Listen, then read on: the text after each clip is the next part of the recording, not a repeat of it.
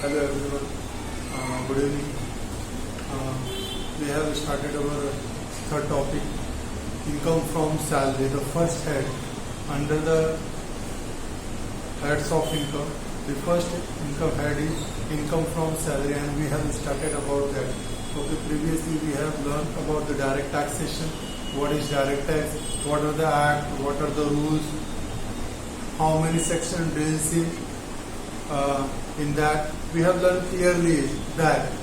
After that, we learn about the previous year.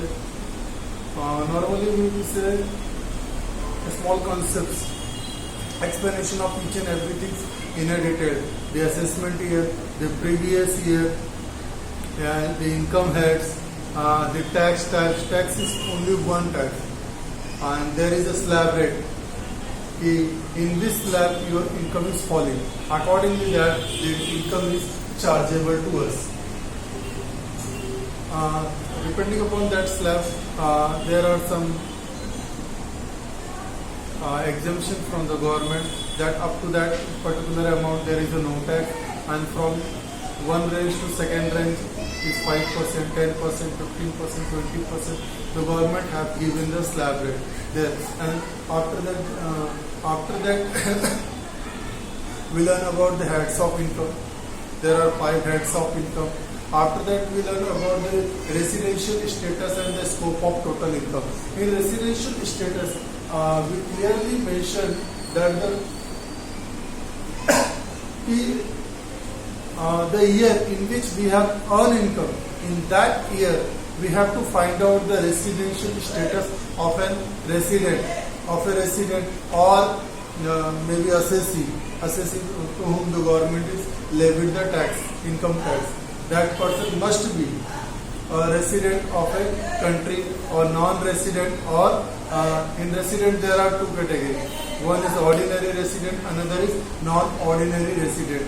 We have to identify the residential status of an assessee, and accordingly that the incomes are chargeable to the chargeable under the heads income tax amount.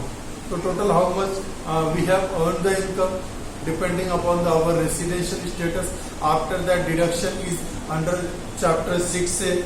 Under section 80, there are so many deductions have been provided by the government up to 2 lakh, and some other cases there are some more deduction in case of handicap, severe handicap, and dependable handicap.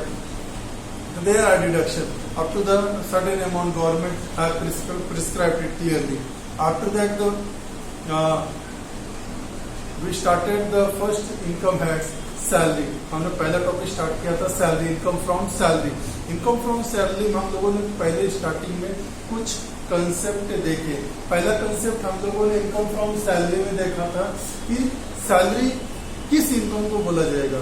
Salary उस income को बोलेंगे जिस income में receiver और pair दोनों के बीच में employer and employ का रिलेशन रहेगा. जो पे कर रहा है वो एम्प्लॉयर होगा, जो रिसीव कर रहा है वो एम्प्लॉय होगा.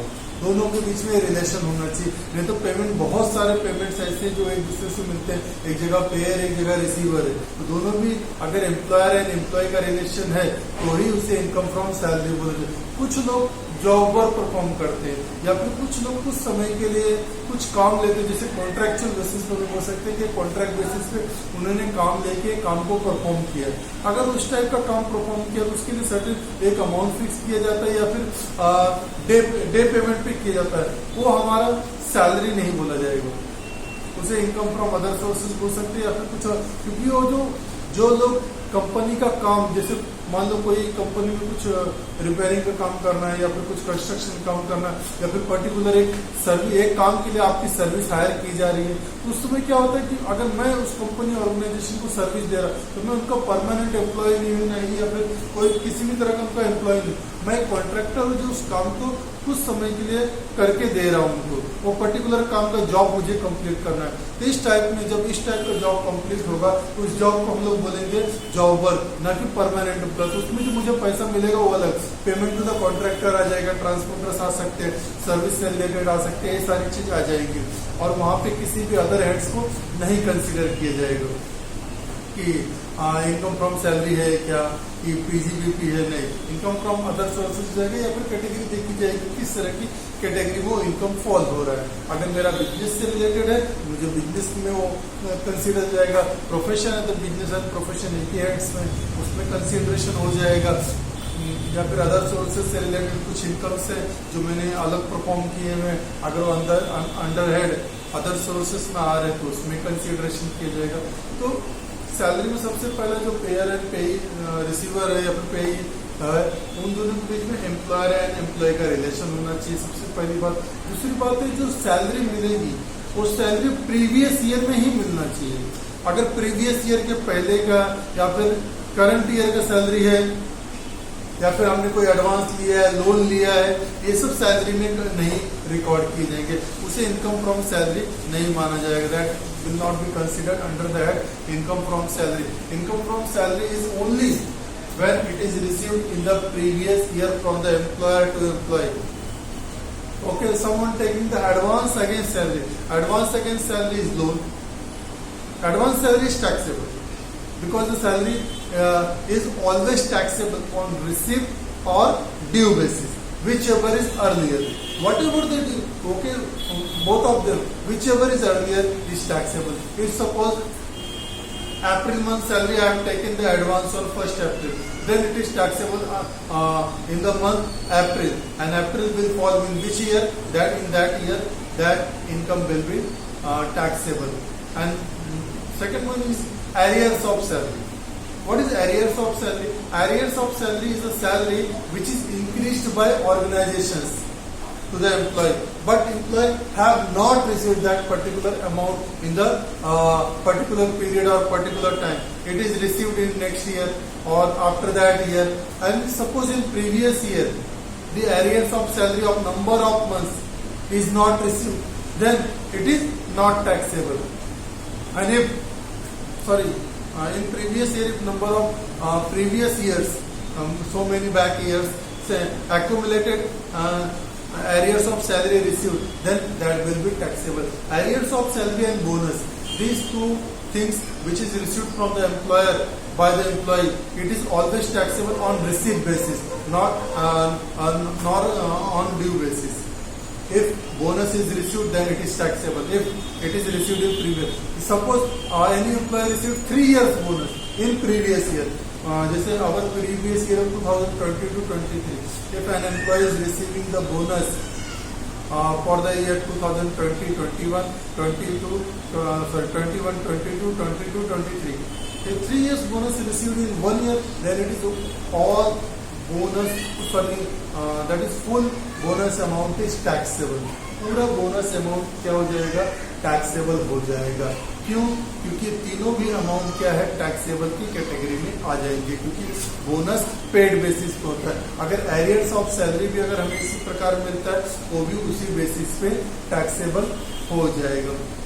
तो इसमें कुछ है, एडवांस सैलरी टैक्सेबल है अगर पहले पेमेंट मिल जाए या फिर ड्यू पहले हो जाए तो टैक्सेबल है। Arrears of salary receive basis पे, बोनस रिसीव बेसिस पे। सैलरी का कंसेप्ट है कि जो भी आपको एम्प्लॉयर से एम्प्लॉय को जो भी बेनिफिट्स मिलते हैं या फिर जो भी पेमेंट्स मिलेंगे वो पेमेंट प्रीवियस ईयर में होना चाहिए। अगर उसके पहले है या फिर उसके असेसमेंट ईयर में मिल गया या फिर उसके पहले का है तो वो इनकम प्रीवियस ईयर में कैलकुलेट नहीं किया जाएगा। एक बार हम तो ऐसे देखते हैं पूरे कंसेप्ट को।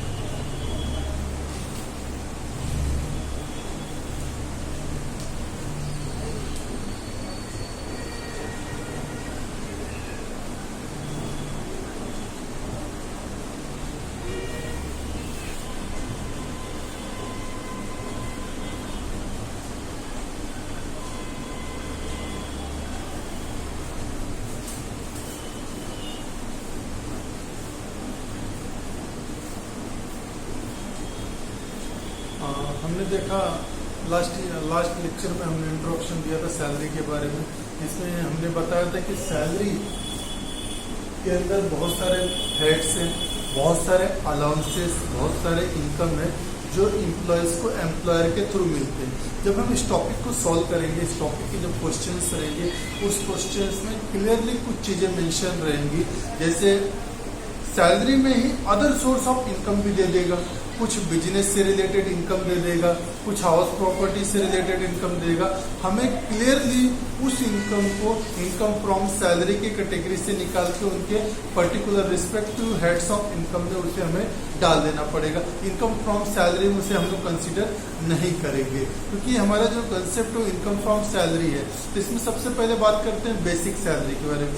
एम्प्लॉय को एम्प्लॉयर से बेसिक सैलरी मिलता है और बेसिक सैलरी पे ही नंबर ऑफ बेनिफिट्स कैलकुलेट किए जाते हैं। इसके अलावा दूसरा एम्प्लॉय को ट्रैवलिंग अलाउंस मिलता है, सिटी कॉम्पनसेटरी अलाउंस मिलता है, हाउस रेंट अलाउंस मिलता है, अदर अलाउंसेस मिलते हैं, डियरनेस अलाउंस मिलता है, बोनस मिलता है, कमीशन मिलता है, इंसेंटिव्स मिलते हैं। ये जितने भी टाइप के मॉनेटरी बेनिफिट्स एम्प्लॉय को एम्प्लॉयर से मिलते हैं, ये सभी के सभी टैक्सेबल हेड्स में आ जाएंगे। लेकिन ये है कि बहुत सारे अलाउंसेस में इनकम टैक्स डिपार्टमेंट के द्वारा बहुत सारे एग्जिबिशंस प्रोवाइड किए गए। उसके लिए टर्म्स एंड कंडीशन, जैसे हमने प्रीवियस लेक्चर्स में देखा था प्रोविडेंट फंड के बारे में और इसके बारे में ग्रेचुटी के बारे में। अब हम बात करते हैं दूसरा profit in leave of salary. Profit in leave of salary ये क्या है कि ये जो एम्प्लॉय ऑर्गेनाइजेशंस में रहते हैं, जब ये रिटायर्ड होते हैं या फिर ऑर्गेनाइजेशन लीव करते हैं, उस समय रिटायरिंग बेनिफिट्स उनको मिलता है। जैसे for example retirement compensation scheme, तो एम्प्लॉयज जब भी रिटायर्ड होते हैं तो उनको क्या होता है, वो रिटायरमेंट कॉम्पनसेशन मिलता है एम्प्लॉयज को, तो रिटायरमेंट कॉम्पनसेशन दिया जाता है। दूसरा है कॉम्पनसेशन फॉर मॉडिफिकेशन। एम्प्लॉयज को कुछ जॉब मॉडिफाई करने पड़ते हैं या फिर एक प्लेस से दूसरे प्लेस पे ट्रांसफर होते हैं, उस समय उनको एक कॉम्पनसेशन दिया जाता है। पेमेंट फ्रॉम एम्प्लॉयर ओके और प्रोविडेंट फंड और एनी अदर फंड। एम्प्लॉयज उनको क्या होगा, अदर लोकेशन से अदर जगह से उनको पैसा मिलेगा। जैसे फॉर एग्जांपल उनको एम्प्लॉयर से ग्रेचुटी मिल जाती है, प्रोविडेंट फंड से जो accumulated deposited amount plus interest रहेगा वो उनको मिल जाता है। इसके अलावा payment from statutory provident fund, अगर स्टैट्यूटरी प्रोविडेंट फंड में अमाउंट डाल रहे तो वहां से उनको मिल जाता है return. Provident fund recognise provident fund and unrecognise provident fund दोनों से मिल जाता है। लास्ट टाइम मैंने डिस्कस किया था statutory provident fund, recognise provident fund and unrecognise provident fund, तीनों से भी अमाउंट क्लियरली मिल जाएगा। या फिर payment from approved superannuation fund, ये कोई ऑर्गेनाइजेशन से जिसके थ्रू गवर्नमेंट ने उसको अप्रूव किया हुआ है कि यहाँ से भी फंड मिल सकते हैं, आप यहाँ पे भी इन्वेस्ट कर सकते हैं, जिसका गवर्नमेंट ने अप्रूवल दिया। इसके अलावा रिसीव फ्रॉम की मैन इंश्योरेंस पॉलिसी। बहुत टाइम ऐसा होता है कि कंपनी ऑर्गेनाइजेशन एम्प्लॉयज के लिए की मैन इंश्योरेंस पॉलिसी बोल के कंपनी भरती है, क्योंकि एम्प्लॉयज जो होते हैं वो क्या होते हैं, ऑर्गेनाइजेशन उनके ऊपर डिपेंडेबल रहता है। लेकिन बहुत टाइम ऐसा होता है कि मैन इंश्योरेंस पॉलिसी का अमाउंट कभी कभी एम्प्लॉयर को मिल जाता है, लेकिन बहुत सारे केसेस में एम्प्लॉयज को मिलता है। अगर एम्प्लॉयज को इनकम मिलता है दैट इज टैक्सेबल, बिकॉज जो की मैन इंश्योरेंस पॉलिसी वो कौन भरता है, कंपनी भरती है। Company is paying the premium of that key man insurance policy and at the time of retirement that amount is received by employee. अगर employee मिल रहा है, एम्प्लॉयज को बड़ा अमाउंट मिल रहा है या फिर छोटा अमाउंट मिल रहा है, जो भी अमाउंट मिल रहा है वो टैक्सेबल की कैटेगरीज में आ जाएगा। इसके अलावा अदर कोई अमाउंट हो सकता है जो एम्प्लॉयर एम्प्लॉयज को प्रॉमिस करके रखा हो, या फिर ज्वाइनिंग के टाइम पे टर्म्स एंड कंडीशन उस तरह के बने हो कि आपको ये मिल सकता है। उसके बाद बात करते हैं हम लोग प्रोविडेंट फंड की। प्रोविडेंट फंड आज थोड़ा फिर से एक्सप्लेनेशन देता। प्रोविडेंट फंड 3 कैटेगरीज के हैं। पहला है स्टैट्यूटरी प्रोविडेंट फंड, दूसरा है रिकॉग्नाइज प्रोविडेंट फंड, तीसरा है unrecognised provident fund. Statutory provident fund क्या है? स्टैट्यूटरी प्रोविडेंट फंड हम लोग प्राइवेट एम्प्लॉयर गवर्नमेंट एम्प्लॉयज के हिसाब से देखते हैं। स्टैट्यूटरी प्रोविडेंट फंड एक ऐसा प्रोविडेंट फंड है जिसमें लोग इन्वेस्ट करते हैं।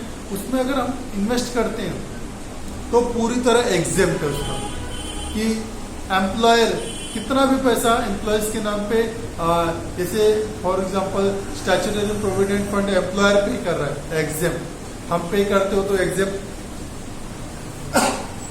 वो तो होता ही है।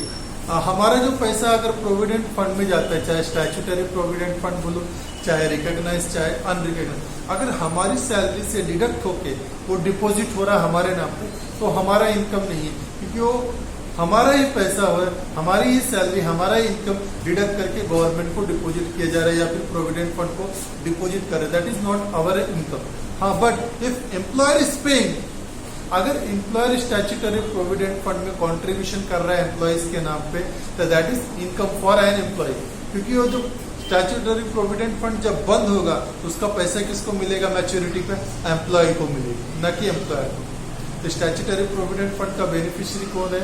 एम्प्लॉय है, तो एम्प्लॉयज को मिल रहा है तो वो क्या हो जाएगा। लेकिन ऐसा दिया गया कि अगर एम्प्लॉयर एम्प्लॉय के नाम पे कंट्रीब्यूशन करता है स्टैट्यूटरी प्रोविडेंट फंड में, तो वो एग्जेम्प्ट है। इसके अलावा स्टैट्यूटरी प्रोविडेंट फंड में जो बैलेंस होता है एवरी ईयर, उसके ऊपर rate of interest, high rate of interest पे हाई रेट ऑफ इंटरेस्ट मिलता है उसके ऊपर, तो अच्छा खासा अमाउंट उसमें भी आ जाता है। तो जैसे फॉर एग्जांपल हम बात करें इंटरेस्ट की, तो इंटरेस्ट क्या होता है? हायर क्वालिटी, हायर कैटेगरीज में 8%, 8.5%, जैसे 8.5% प्रोविडेंट फंड में मिलता है, that is the highest amount in today's market. Bank also not providing on FD2, FD 6.9 or 7%, or some cooperative banks are providing 7.2, 7.3%. That is the highest market rate for the FD. And on statutory provident fund, they are providing the 8% or up to the 8.5%. That is totally exempt under Section 10. Under Section 10, the provident fund.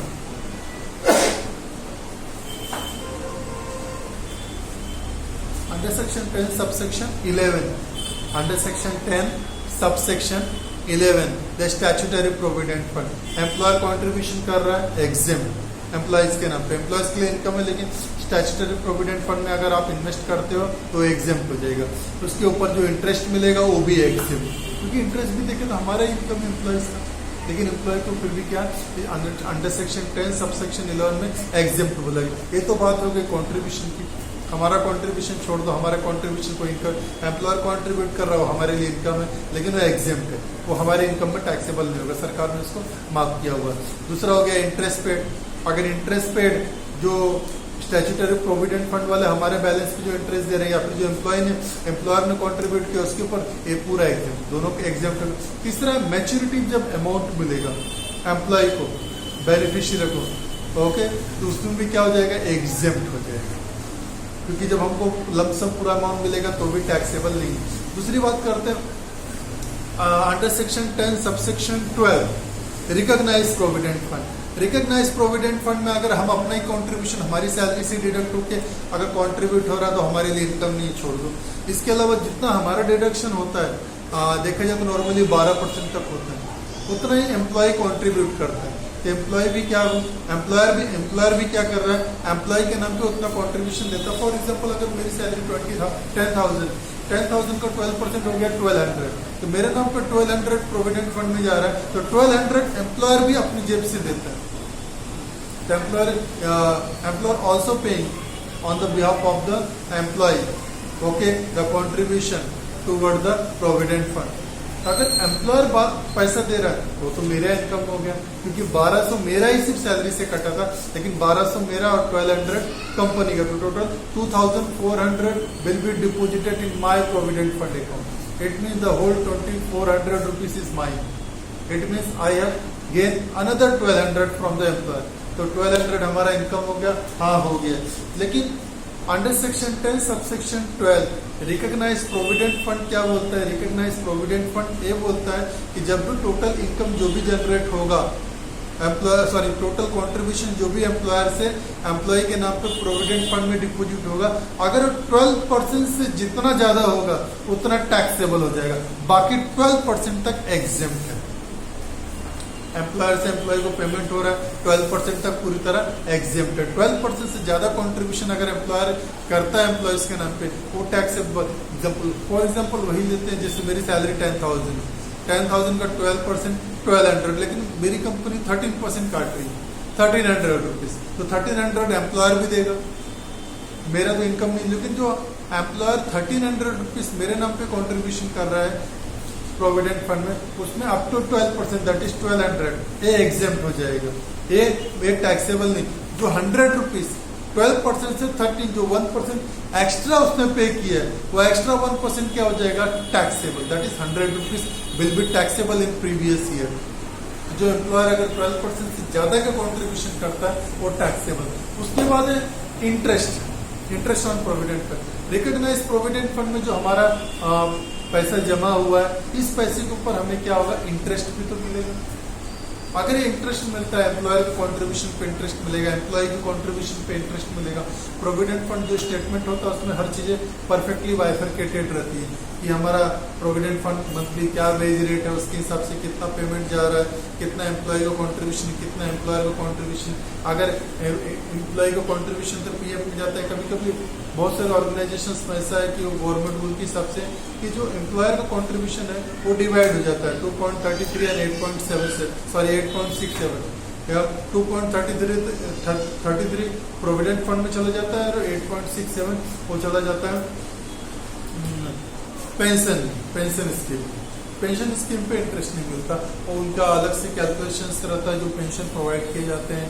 Okay, हर चीज को 70 से divide करना into 20 करना वो उनके हिसाब से चलाएगा, number of years divide by 70, जितना ईयर्स हमने कंट्रीब्यूशन दिया है पीएफ पेंशन में डिवाइड बाय 70 कर देंगे।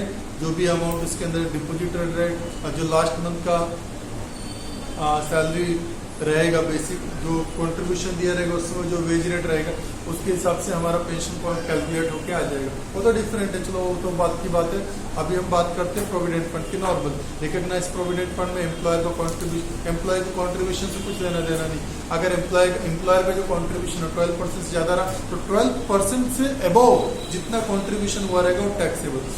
इंटरेस्ट रेट जो रिकॉग्नाइज प्रोविडेंट फंड हमारे फंड पे जो इंटरेस्ट देगा उस इंटरेस्ट में कैसे है कि उस इंटरेस्ट अगर वो इंटरेस्ट 9.5% से ज्यादा का इंटरेस्ट मिल रहा है तो 9.5% के ज्यादा इंटरेस्ट में जितना भी ज्यादा मिलेगा, जैसे फॉर एग्जांपल मुझे प्रोविडेंट फंड में 10% इंटरेस्ट दिया तो अप टू 9.5% तक एग्जेम्प्ट है। अगर मुझे 1% दे रहा है, 5% दे रहा है, 8 दे रहा है, 8.5 दे रहा है एग्जेम्प्ट। अगर मुझे 9 दे रहा है तो 0.5 ज्यादा मिल रहा है तो 0.5% जो एक्सेस इंटरेस्ट मिला वो प्रीवियस ईयर में टैक्सेबल हो जाएगा। उसके बाद रिकॉग्नाइज प्रोविडेंट फंड का जब फंड मुझे वापस मिलेगा वो भी एग्जेम्प्ट है, लेकिन टर्म्स एंड कंडीशन कुछ उससे रिलेटेड दिया गया है, सब्जेक्ट टू रूल्स। कुछ रूल्स रहेंगे उससे रिलेटेड तो, नहीं तो अदरवाइज जो अगर हम लोग अंडर सेक्शन 10 सब सेक्शन 10 के सब में देखें तो इसके अंदर जो LIC से कंट्रीब्यूशन वो एग्जेम्प्ट हो जाता है। इसके अलावा जो हमारा प्रोविडेंट फंड से जो हमको मिलता है वो भी एग्जेम्प्ट है।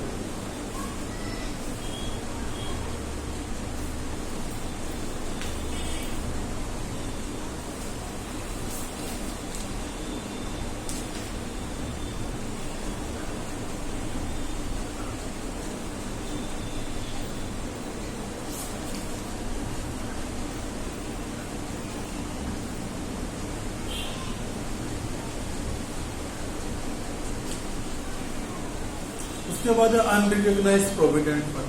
अनरिकॉग्नाइज प्रोविडेंट फंड में जो एम्प्लॉयर है वो अनरिकॉग्नाइज प्रोविडेंट फंड तो हम सब जानते हो कोई प्रोविडेंट फंड तो ऑर्गेनाइजेशंस नहीं होता, लेकिन इसमें क्या होता है जो प्राइवेट इंडिविजुअल्स होते हैं जो एम्प्लॉयज को हायर करते हैं उनके पास कोई ऑर्गेनाइजेशन जस्ट अनऑर्गेनाइज्ड है, मतलब अनऑर्गेनाइजेशन से रिलेशन रखते हैं। नॉन बिजनेस सेक्टर हम लोग बोल सकते हैं उससे रिलेशन। जैसे फॉर एग्जांपल एक ड्राइवर है, एक फैमिली के लिए वो ड्राइविंग करता है, उसके फैमिली में जिसको जो जरूरत है जैसा है उसके हिसाब से वो कार रखे हैं, उसके हिसाब से ड्राइविंग करता है, उसको एवरी मंथ सैलरी देते हैं। जैसे उसको एवरी मंथ सैलरी 25,000 रुपये दे रहे, तो 25,000 में क्या हो रहा है, एम्प्लॉयर बोला कि एम्प्लॉयज को मैं तुम्हारा 1,000 रुपया PF के रूप में काट ले रहा हूँ और 1,000 मैं भी डाल दूंगा अपनी जेब से। तो एम्प्लॉय की सैलरी से काटा कोई मतलब नहीं, लेकिन ये वो लेके जाके प्रोविडेंट फंड कंपनी में नहीं देता, वो अपने पास ही रखते हैं।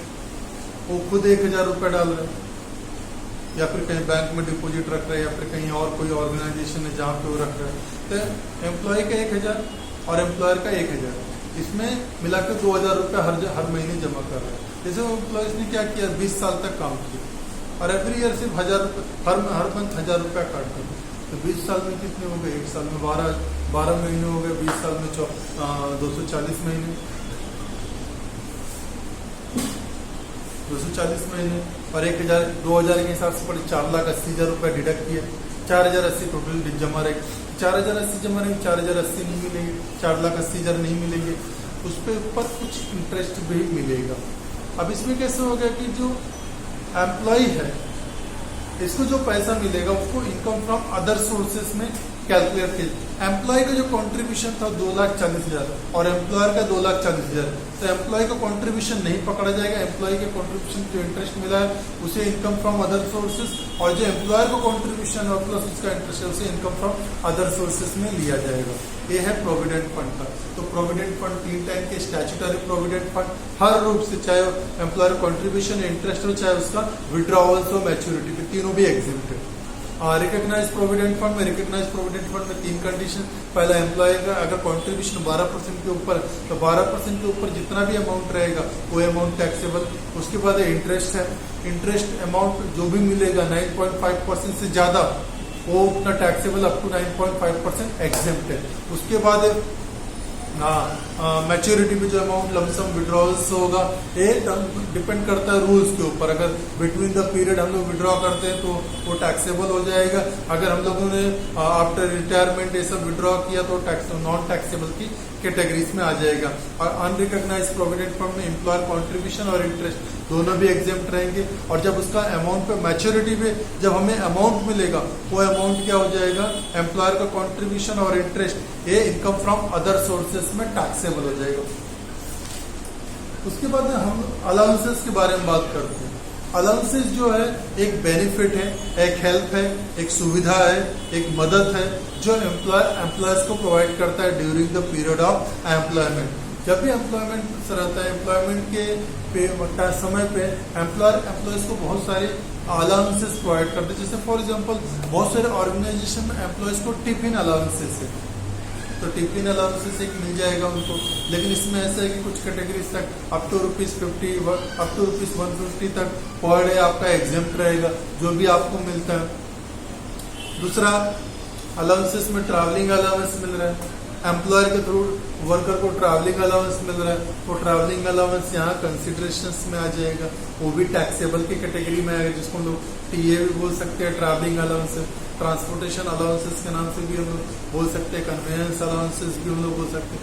इसके अलावा जिसके बच्चे हैं उन बच्चों का कुछ खर्चा कंपनी कभी कभी पे करता है, जैसे उनका ट्यूशन फीस, उनका जो पढ़ाई लिखाई के लिए पैसा देते हैं, तो उसमें देखेंगे तो जब भी पे रिसीव देखेंगे उसमें एक ट्यूशन फी आता है, तो ये ऑर्गेनाइजेशन पे कर रहा है।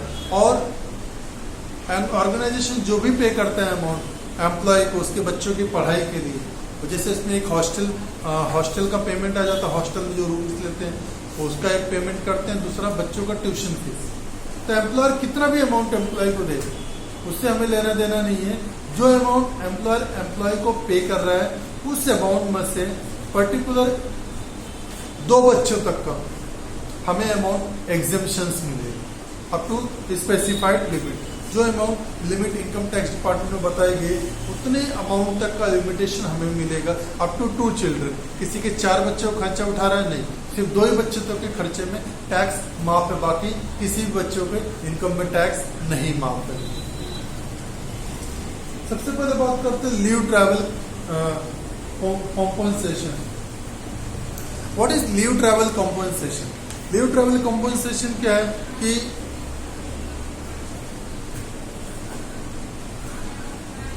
लीव ट्रैवल में क्या होता है कि जब भी हम लोग लीव ट्रैवल ये होता है कि ईयरली एक LTA के रूप में कंपनी के द्वारा, ऑर्गेनाइजेशन के द्वारा पेमेंट दिया, वो अमाउंट क्या जाता है टैक्सेबल हो जाएगा।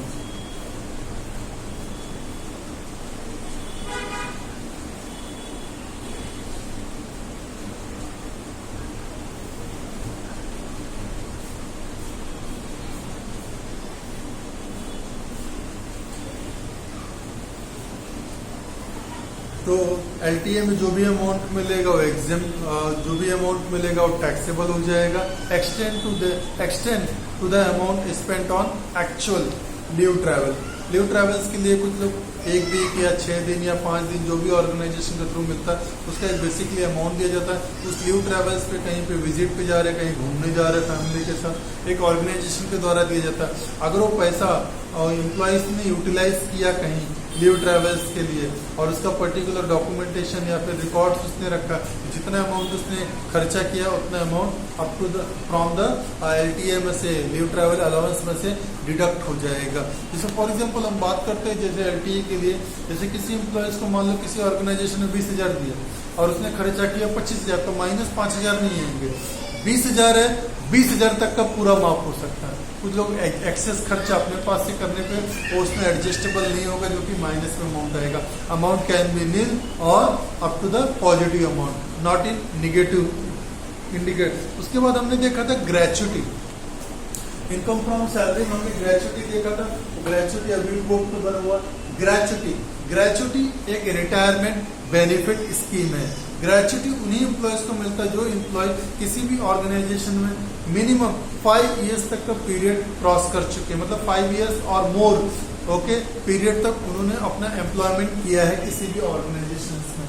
It is related to the employees those who have covered their 5 years term, minimum term of 5 years in any organization or more, उनके लिए ये gratuity as a retirement schemes आता है। इसमें maximum exemption 10 lakh ad hoc amount दिया गया है। अब इसमें सबसे पहले बात करते हैं ग्रेचुटी के बारे में। What is gratuity?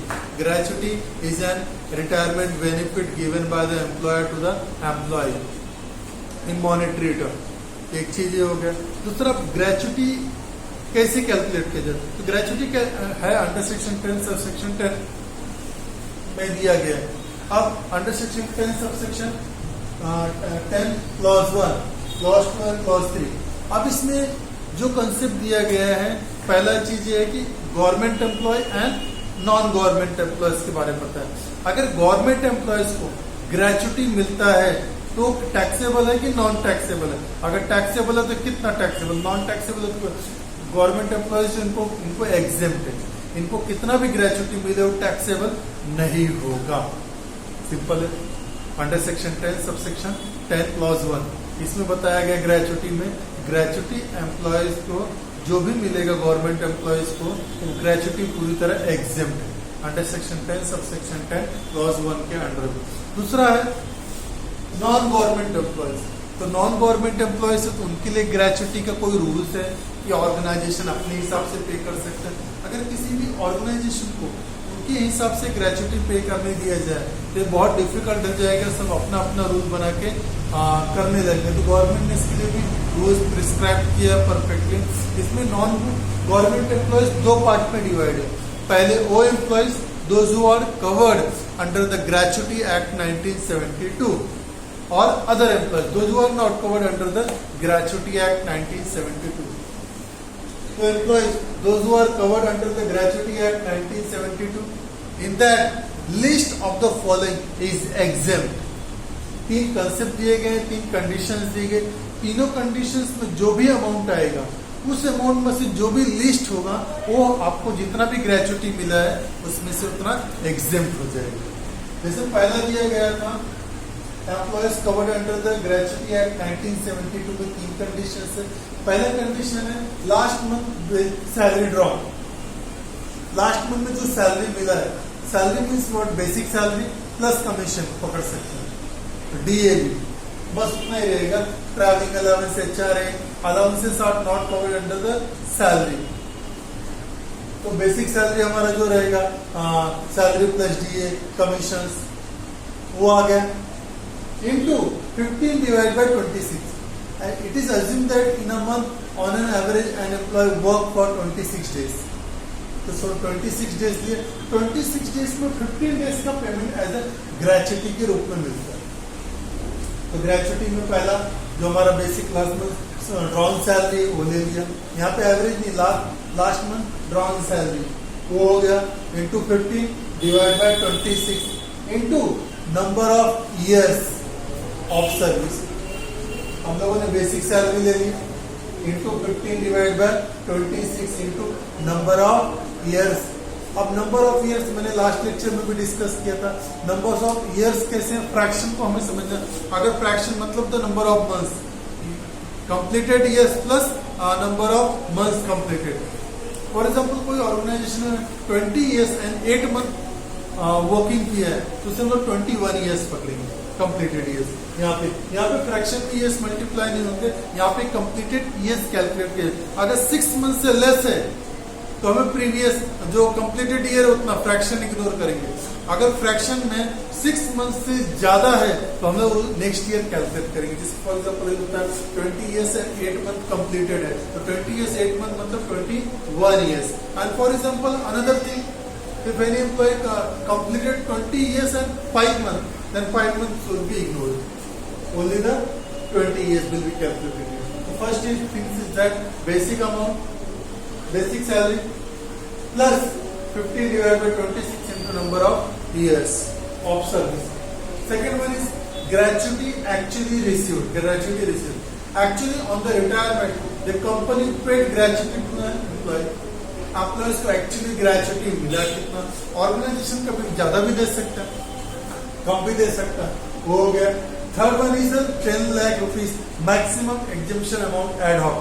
अब ये तीनों में से जो लिस्ट है वो हमारा अमाउंट एग्जेम्प्ट हो जाएगी। फॉर एग्जाम्पल मुझे 15 लाख मिला, ग्रेजुटी एक्ट के हिसाब से 12 लाख आ रहा है और मैक्सिमम एग्जेम्पशन 10 लाख है तो 10 लाख हमारा 15 लाख में से माइनस बचा 5 लाख टैक्सेबल हो जाएगा। दूसरा है इसके अंदर other employees under section tabs 10 subsection 10 clause 3। अब इसके अंदर में other employees का मतलब ये हो गया employees those who are not covered under the Gratuity Act 1972। 1972 में जो एम्प्लॉय नहीं कवर्ड होते उनके लिए क्या, उनके लिए भी 3 कंडीशंस दी गई। तीनों कंडीशन में जो लिस्ट अमाउंट रहेगा सबसे कम अमाउंट रहेगा that will B exempted from the total gratuity received. The first condition is the last 10 month average salary. Last 10 month average salary we have to be taken here, take here. Under the employee covered under the Gratuity Act 1972, there was last month drawn salary, and here is 10 month average salary. Here the dearness allowances, DA, sales. Basic salary and commission, whatever the income will be here calculated into 1 by 2 into number of years. These 3 points are there. First is 10 month average salary, last 10 month average salary into 1 by 2, the half of last 10 month average salary into number of completed years. Number of completed years in employment. Employment करते हुए आपने total कितने number of years complete किया वही यहाँ पे लिया जाएगा। आपने कितने भी मंथ वर्किंग किया है कंप्लीटेड ईयर्स के बाद नंबर ऑफ मंथ वो इग्नोर हो जाएगा, वो ग्रेजुटी कैलकुलेट करने में नहीं कंसीडर किया जाएगा। पहली चीज तो। दूसरा है ग्रेजुटी एक्चुअली रिसीव और 10 लाख एड आउट अमाउंट। अब तीनों में से जो भी लिस्ट रहेगा वो एग्जाम्पल हो जाते। ग्रेजुटी हो गया तो means salary, gratuity, provident fund,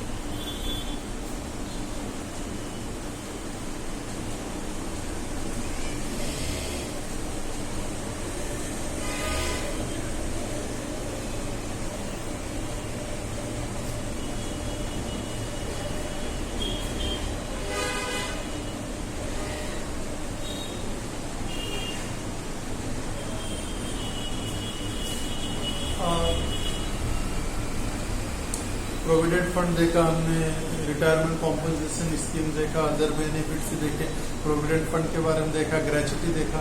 अब नेक्स्ट है इनकम फ्रॉम सैलरी में नेक्स्ट हेड है कम्यूटेशंस ऑफ पेंशन, कम्यूटेशंस ऑफ पेंशन। अब what is pension? Pension is a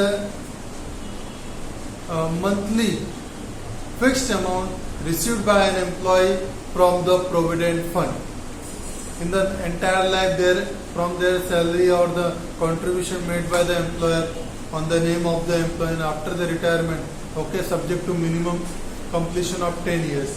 10 साल तक कम से कम काम करना ही है।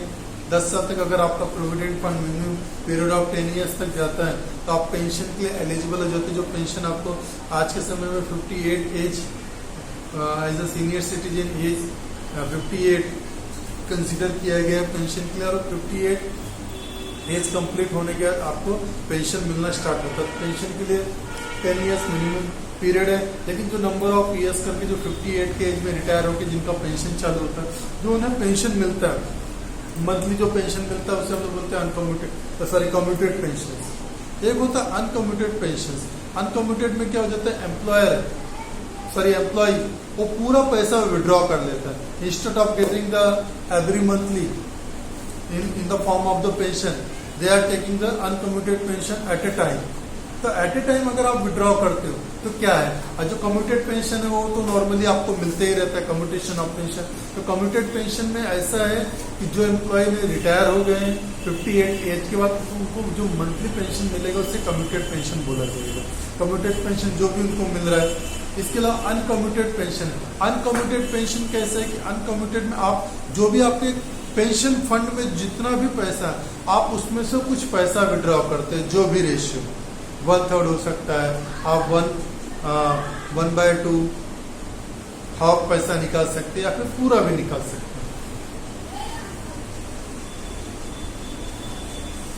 तो कम्यूटेड पेंशन का अंडर सेक्शन 10 सबसेक्शन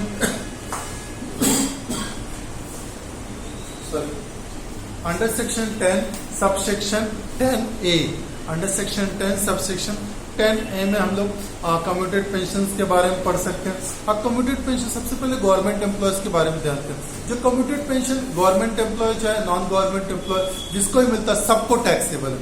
जो मंथली बेसिस पे मिलता है ये पेंशन सभी के सैलरी में टैक्सेबल है। जैसे मैंने इनकम फ्रॉम सैलरी का जब इंट्रोडक्शन दे रहा था प्रीवियस लेक्चर में, उसी में मैंने मेंशन किया था अगर किसी भी एम्प्लॉय को सैलरी मिल रहा है और वो रिटायर हो रहा है इस साल, तो रिटायर होने का तो उसका पेंशन चालू होगा। फॉर एग्जांपल अगर उसने 8 मंथ तक वर्किंग किया अप्रैल टू नवंबर, तो दिसंबर से उसको पेंशन चालू, तो दिसंबर जनवरी फरवरी मार्च 4 मंथ उसे पेंशन मिलेगा। वो पेंशन हम लोग टैक्सेबल में डाल देंगे, टैक्सेबल हेड्स में। तो 8 month salary plus 4 month pension, तो जो पेंशन मिल रहा है कम्यूटेड पेंशन के रूप में मिल रहा है, और वो चाहे गवर्नमेंट एम्प्लॉय चाहे नॉन गवर्नमेंट एम्प्लॉय, ये दोनों को भी टैक्सेबल। अब बात करते हैं अनकम्यूटेड। अनकम्यूटेड मतलब जो मेरा टोटल फंड जमा है पेंशन स्कीम में, उसमें से मैं पूरा पैसा निकाल सकता हूँ क्या? हाँ, ये अलाउड है आपको। उसको हम लोग अनकम्यूटेड पेंशन बोलते हैं। तो अनकम्यूटेड पेंशन अगर आप विड्रॉ करते हैं तो वो टैक्सेबल हेड्स की कैटेगरी में आता है। उसके लिए भी कुछ कंसेप्ट दिए गए, कंडीशंस दी गई कि list of that will be exempt. Uncommuted जो आप एक साथ अपने पेंशन फंड से पैसा निकाल ले रहे, तो जिस रेशियो से आप पेंशन फंड से आप पैसा निकालेंगे उसी रेशियो में आपका कम्यूटेड पेंशन भी गिर जाएगा। जैसे फॉर एग्जांपल एवरी मंथ मुझे 5,000 रुपया पेंशन मिल रहा है, एवरी मंथ मुझे 5,000 रुपया पेंशन मिल रहा है। I am getting the 5,000 as a pension every month, and suppose I withdraw 50% amount from the commuted pension, sorry from the total pension fund. जो भी मेरा अमाउंट था उसका मैंने 50% विड्रॉ कर दिया। जिस मंथ में मैं विड्रॉ करूंगा 50% अमाउंट जो भी लाख में होगा, तो नेक्स्ट मंथ से मुझे जो पेंशन रहेगा वो केवल 2,500 आएगा, 2,500 only, because I have withdrawn my uncommuted pension up to 50% from total pension fund. So then my commuted the every month receivable pension will be decreased by 50%. ये भी हमें ध्यान रखना। क्लियर? तो अब बात करते हैं इसमें एग्जेम्प्ट क्या है। सबसे पहला है कम्यूटेड पेंशन रिसीव्ड। सबसे पहले हमें निकालना है कम्यूटेड पेंशन रिसीव्ड। एक चीज निकलेगा,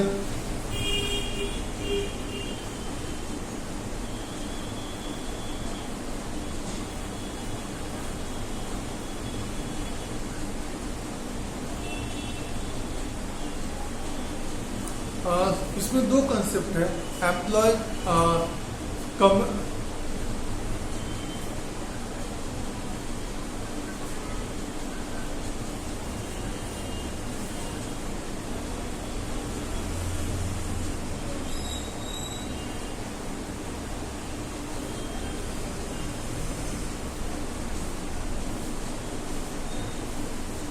अब इसमें कम्यूटेड पेंशन में हम लोग ये जानते हैं कि टोटल जो पेंशन फंड में हमारा फंड है, इसमें कम्यूटेड पेंशन में कितना टैक्सेबल हो जाएगा।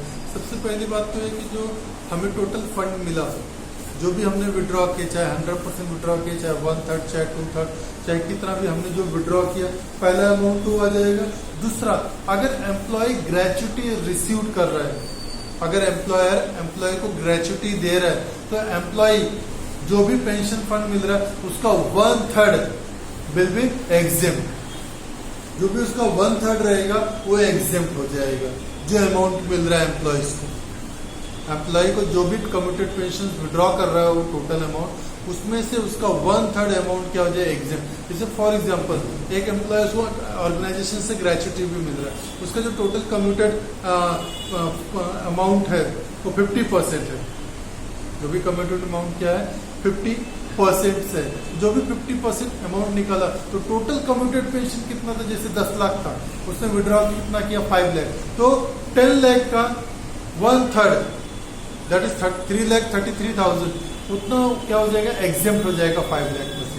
If suppose employee is not receiving the gratuity, employee को रिटायरमेंट पे एम्प्लॉयर से ग्रेच्युटी नहीं मिल रहा, या फिर उनकी कंपनी में ग्रेच्युटी स्कीम्स है ही नहीं, तभी यहाँ पे अगर एम्प्लॉय कम्यूटेड पेंशन विड्रॉ कर रहा है, लमसम अमाउंट विड्रॉ कर ले रहा है, तो उसमें क्या होगा कम्यूटेड पेंशन में, कि जो भी एम्प्लॉय है इसका टोटल अमाउंट कितना था, 5 लाख, 5 लाख का 1/2 दैट इज द हाफ, 1/2, उतना क्या हो जाएगा, एग्जेम्प्ट।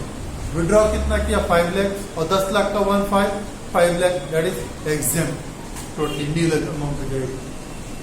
तो यहाँ पे उसी तरह दिया गया कि एम्प्लॉय जो भी विड्रॉल करेगा पेंशन से, कम्यूटेड पेंशन, उसमें से अगर एम्प्लॉय को ग्रेच्युटी मिल रहा है तो टोटल अमाउंट जितना था उसका 50%, सॉरी उसका 1/3 will be exempt from the total gratuity receive. हमने जो ग्रेच्युटी रिसीव की है उसमें से 1/3 ऑफ टोटल कम्यूटेड पेंशन, जो टोटल कम्यूटेड पेंशन है उसका 1/3 डिडक्ट हो जाएगा, एग्जेम्प्ट हो जाएगा।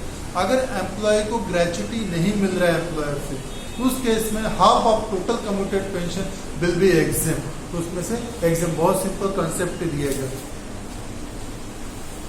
उसके बाद है एनकैशमेंट ऑफ लीव सैलरी।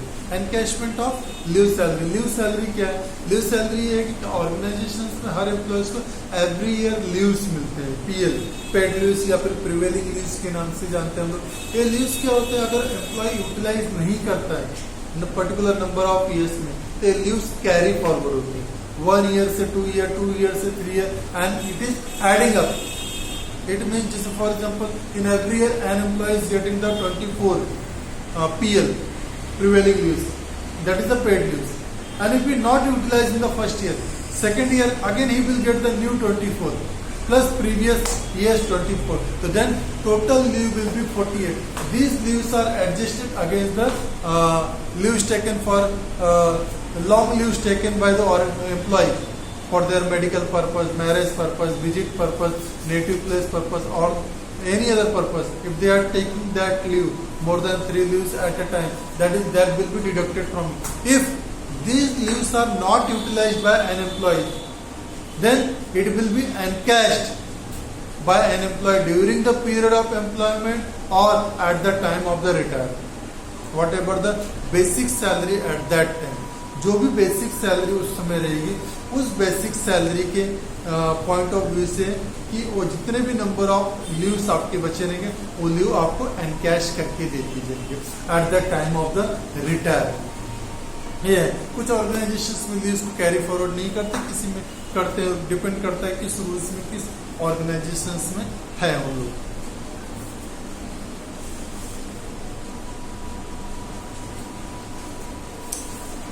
पे लीव सैलरीज के ऊपर, तो लीव सैलरी बेसिकली देखा जाए तो बहुत कंसिडरेशंस में, और इसमें हमें ध्यान रखना है कि लीव दो टाइम पे लीव सैलरी मिलेगा। एक तो during the period of employment रहेगा, दूसरा eight the time of the retirement. During the continuity of period, sorry employment, during the continuity of an employment, जब भी हमारा एम्प्लॉयमेंट कंटिन्यू रहेगा, उसमें जो भी एम्प्लॉयज हैं, जो भी विड्रॉल करेंगे पीएल को जितना एनकैश करेंगे पूरा का पूरा टैक्सेबल है, उसमें एग्जेम्पशंस कुछ भी नहीं। उसके बाद है एम्प्लॉय अगर रिटायरमेंट के समय पे अपने लीव्स को एनकैश कराता है तो उसमें कुछ लिमिट्स है। सबसे पहला है maximum 3 lakh, maximum 3 lakh will be allowed as the exemptions, maximum 3 lakh.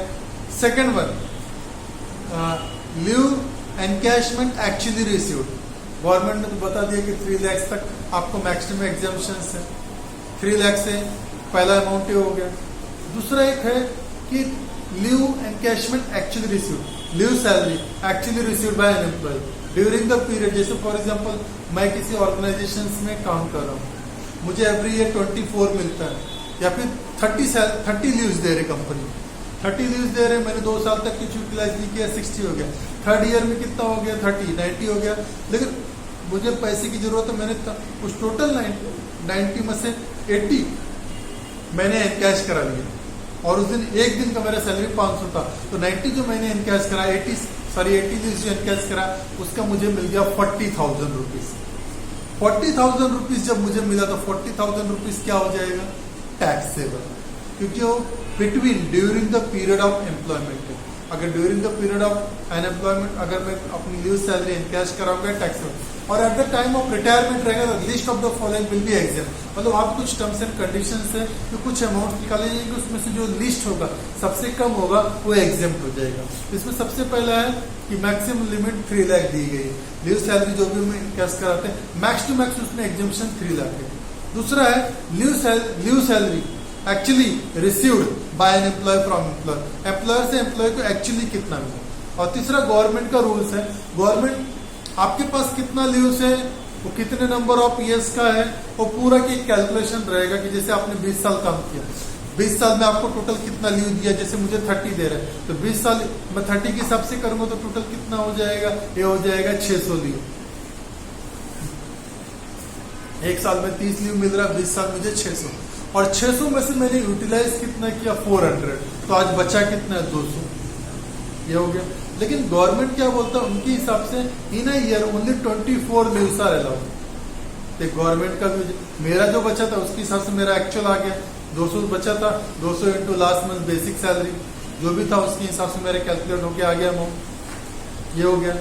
Leave salary उसके हिसाब से मिल गया। तीसरा गवर्नमेंट क्या बोलता है, एक ईयर में 24 लीव्स होनी चाहिए, तो 24 इंटू 20 480 लीव्स, 80 यूटिलाइज 400, तो बचा कितना 80, तो 80 इंटू लास्ट मंथ 10 मंथ का जो एवरेज सैलरी रहेगा उसके हिसाब से कैलकुलेट कर ले, जो अमाउंट आ गया वो अमाउंट 3 लाख और एक्चुअली रिसीव्ड, तीनों में से जो लिस्ट होगा वो मेरा क्या हो जाएगा, एग्जेम्प्ट। गवर्नमेंट के हिसाब से how many leaves, 24 leaves in a year बस अलाउड। एम्प्लॉयर हमें कितना भी दे, 40 भी दे सकता है, 50 भी दे सकता है, लेकिन गवर्नमेंट क्या बोलता है, गवर्नमेंट के हिसाब से क्या है, नहीं तो लीव सैलरी का एग्जेम्पशन नहीं हो पाएगा पूरी तरह, तो क्या बोलते हैं कि उनके हिसाब से 24 है, जो आपने यूटिलाइज किया माइनस कर दिया, आपके पास क्या बच गया, गवर्नमेंट के हिसाब से 80 लीव्स बचते हैं, 80 leaves into your average salary जो रहेगा लास्ट मंथ का, वो ले लिया गया 10 महीने का एवरेज सैलरी, वो भी जो आया उसको इंटू करके हमने 80 डेज का पेमेंट निकाल लिया। दूसरा मैक्सिमम 3 लाख।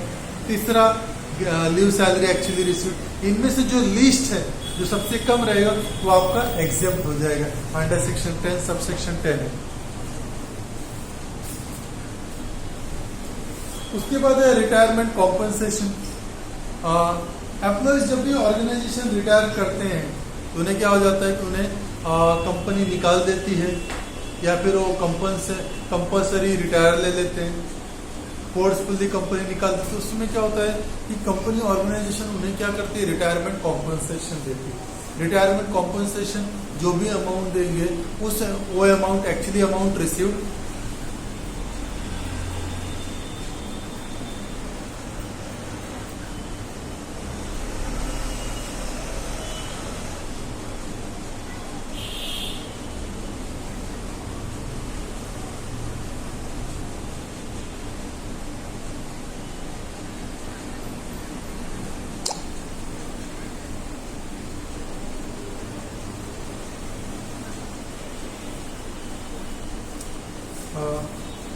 रिटायरमेंट स्कीम में कैसे कि जो भी हमको अमाउंट मिलेगा, जैसे ग्रेच्युटी एक्ट 1972 में कवर्ड होते थे, उसी तरह यहाँ पर भी दिया गया है। जो भी अमाउंट रिटायरमेंट का रहेगा वो amount divide by into 50 divide by 26 के हिसाब से, या फिर इसमें सिंपल देखिए जो भी कॉम्पनसेशन अमाउंट मिलेगा ऑर्गेनाइजेशन से और maximum exemption to the 5 lakh. अगर किसी एम्प्लॉयज को कंपनी ने निकाल दिया और उसको कॉम्पनसेशन स्कीम के रूप में उसको 6 लाख रुपए दे दिए, मैक्सिमम एग्जेम्पशन कितना है 5 लाख, तो 6 लाख में से 5 लाख एग्जाम्प्ट हो जाएगा, 1 lakh rupees will be taxable in previous year. ऐसा है। उसी तरह हमने सभी के देखे। उसके बाद रिटायरमेंट कॉम्पनसेशन टू एम्प्लॉयज को रिटायरमेंट कॉम्पनसेशन के रूप में दिए जाते हैं। एक रिटायरमेंट कॉम्पनसेशन स्कीम है, retirement compensation to employee. Compensation के रूप में जो भी अमाउंट मिलेंगे उसमें 5 लाख तक एग्जेम्प्ट है, 5 लाख से अगर ज्यादा मिलता है 5 लाख के ऊपर okay the amount received on and above the maximum exemption of 5 lakh that will be exempt. उसके बाद perquisites. Employees are working for employer, the good employee, those employee have the good valuation, hard working or the more intelligent on whom the organization mostly dependent or they are the best employee or the higher authority or the higher manager, they are provided as a perquisite benefits service by an employer during their employment. For example, rent free accommodations they are getting the medical facility, they are getting the driver with a car, they are getting bungalow with gardener, workers working in kitchen, home, bungalows, flats, which means the employer providing all the benefits, all the service to employee. So that service amount, all that will be added up in the salary of an employee. There are some perquisites are taxable and some perquisites are non-taxable.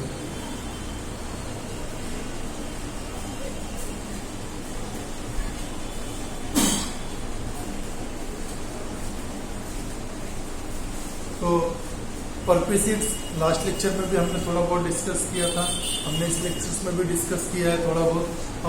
परक्विसिट्स में कुछ benefits हैं, employees को मिलेगा, rent free accommodation मिल रहा है या फिर house मिलेगा जिसके अंदर सारे फर्नीचर से सब लगे हुए अकोमोडेशन के लिए एम्प्लॉयज को, तो उसका जो भी नॉर्मल रेंट या फिर जो भी कंसिडरेशन रहेगा उनके सैलरी में हो जाएगा, या फिर कोई ऐसा रूम ऑर्गेनाइजेशन का नहीं, ऑर्गेनाइजेशन रेंट पे उसका रेंट कंपनी खुद भर रही है तो भी आपका परक्विसिट्स के रूप में आ जाएगा। इसके अलावा लोन मिल रहा है, एम्प्लॉयर से एम्प्लॉयज लोन लेते हैं ऑर्गेनाइजेशन, वो भी परक्विसिट्स के रूप में आ जाता है। एक सर्टेन अमाउंट तक है कि अगर इस अमाउंट से अगर हम ज्यादा लेते हैं तो टैक्सेबल की कैटेगरीज में उसका इंटरेस्ट जो होगा नॉर्मली वो टैक्सेबल की कैटेगरीज में आ जाएगा। एक कंडीशन आ गया। दूसरा कंडीशन से आता है कि परक्विसिट्स में एक ऐसा दिया गया कि रीइंबर्समेंट स्कीम रखी है। एम्प्लॉयज जो होते हैं वो अपने खर्चे कर देंगे कहीं पर, जैसे फॉर एग्जांपल मेडिकल्स के लिए, तो एम्प्लॉयर ने कोई हॉस्पिटल फिक्स नहीं किया हुआ है, लेकिन ये होता है कि एम्प्लॉयर ने एम्प्लॉयज को ये बोल के रखा गया है, टर्म्स एंड कंडीशंस में रखा है, एग्रीमेंट में रखा है, एम्प्लॉयज को कभी भी जरूरत रहेगी एम्प्लॉय या फिर उसके फैमिली मेंबर में स्पाउस, चिल्ड्रन है, डिपेंडेंट पेरेंट्स, इन लोग है, अगर इन लोगों को कोई भी मेडिकल सुविधाएं बाहर से लेते हैं तो उसका जो भी कॉस्ट है, ये कॉस्ट क्या करती है, जो भी बिल है, जो चार्जेस है, जो पेमेंट्स है, एम्प्लॉयर से रीइंबर्स करता है, मतलब उनसे वो बिल दिखा के वापस पैसे लेता है। इस केस में अप टू 15,000 तक टैक्स फ्री। अगर 15,000 से ज्यादा अगर एम्प्लॉयर से रीइंबर्स कर रहा है तो टैक्सेबल की कैटेगरी में आ जाएगी। इसी तरह लोन्स है, अदर बेनिफिट्स हैं। इसके अलावा अलाउंसेस है, टिफिन अलाउंस है, यूनिफॉर्म अलाउंस है, मेडिकल अलाउंस है, ट्रैवलिंग अलाउंस है, कन्वीनियंस अलाउंस है। ये अलाउंसेस के रूप में एम्प्लॉयज को बेनिफिट, इसमें छोटे छोटे कंसेप्ट हैं, कुछ एग्जेम्प्ट है और कुछ टैक्सेबल्स हैं, और किसी किसी में पार्शियली एग्जेम्प्ट है, पार्शियली टैक्सेबल है। तो इस चीज को हम लोग नेक्स्ट लेक्चर में परक्विजिट्स और अलाउंसेस और deduction under salary, income from salary under section 16, इसके बारे में हम लोग नेक्स्ट लेक्चर में लर्न करेंगे और कुछ सम्स के बारे में डिस्कस करेंगे। So good day, bye everyone.